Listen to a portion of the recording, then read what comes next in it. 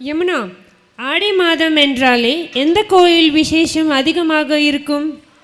ஆடி மாதம் என்றாலே அம்மன் கோயில்தான் விசேஷமாக இருக்கும். அம்மன் தெய்வம் என்றாலே அன்பு, கருணை, இரக்கம், ஆக்ரோஷம் நிறைந்தவள் தானே. பல பெயர்களில் பல வடிவங்களில் உள்ள அம்மனை இன்று உடுக்கை, பம்பை, சிலம்பொலி சத்தத்துடன் அம்மனை அழைப்பதற்காக நடனமாட வருகின்றனர் எமது பள்ளி மாணவிகள்.